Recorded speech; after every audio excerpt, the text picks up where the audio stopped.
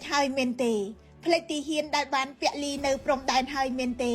ពលរដ្ឋដែលរត់ចោលផ្ទះចោលដីចោលជីវិតប្រចាំថ្ងៃដោយសារយោធាថៃឈ្លានពានផ្លេចហើយមែនទេផ្លេចប្រាសាទបុរាណដែលជាសម្បត្តិដូនតាត្រូវថៃផ្លោងបំផ្លាញហើយមែនទេផ្លេចទឹកដីដែលថៃវាយគ្រប់គ្រងហើយមែនទេ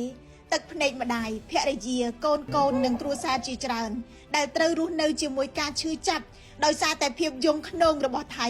ផ្លេចហើយមែនទេរំសាយការឈឺចាប់ហើយមែនទេនេះមិនមែនជាការអំពាវនាវឲ្យស្អប់គុំគួនចងអាឃាតជាមួយប្រទេសណាមួយឬក៏ប្រជាជាតិណាមួយនោះទេប៉ុន្តែជាការរំលឹកថាជាតិសាសន៍មួយមិនគួរឆាប់ភ្លេចការឈឺចាប់របស់ខ្លួនឡើយការចងចាំមិនមែនដើម្បីសងសឹកទេការចងចាំគឺដើម្បីការពារការចងចាំគឺដើម្បីឲ្យយើងដឹងថាអ្វីដែលប៉ះពាល់ទៅដល់អធិបតេយ្យភាពសេដ្ឋកិច្ចកសិករនិងផលប្រយោជន៍ជាតិមិនអាចមើលស្រាលបានឡើយទុរេនថៃនាំចូលដីខ្មែរគ្រាន់តែជាឧទាហរណ៍តូចមួយដែលបែកធ្លាយដោយចៃដន្យប៉ុណ្ណោះតើនៅមានទំនិញហាមឃាត់ផ្សេងទៀតដែលបំបាំងកាយចូលមកដែរឬទេនៅពេលជាតិរងរបួសពេលទីហ៊ានបានពាក់លីពេលគ្រួសារបាត់បង់ផ្ទះសម្បែងពេលពលរដ្ឋតាមព្រំដែនរស់ក្នុងភាពភ័យខ្លាចហើយពេលសម្បត្តិវប្បធម៌ដូនតាខូចខាតតើយើងនៅគិតថាទំនិញលួចចូលពីថៃជារឿងតូចតាចបានទេ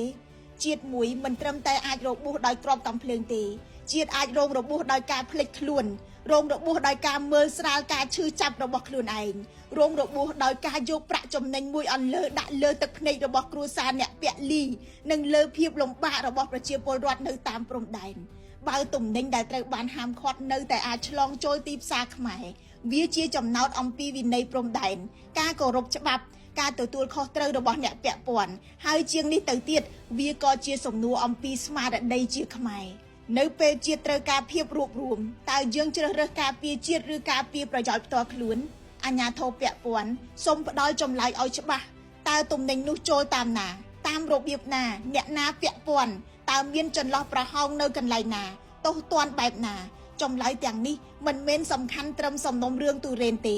វាសំខាន់នៅក្នុងការស្ដារទំនុកចិត្តរបស់ប្រជាពលរដ្ឋថាព្រំដែនខ្មែរកំពុងត្រូវបានការពារដោយស្មារតីទទួលខុសត្រូវពិតប្រាកដព្រំដែនគឺជាញើសឈាមជាការលះបង់និងជាកិត្តិយសរបស់ជាតិសូមកុំឲ្យការឈឺចាប់របស់ជាតិคล้ายទៅជារឿងដែលយើងនឹកឃើញតែពេលមានសង្គ្រាមឬពេលឃើញសាកសពស្រឡាញ់ជាតិគឺត្រូវការពារផលប្រយោជន៍ជាតិគោរពច្បាប់និងបំពេញតួនាទីខ្លួនឯងដោយស្មោះត្រង់ខ្ញុំរស់សុធាពី News Today NTTV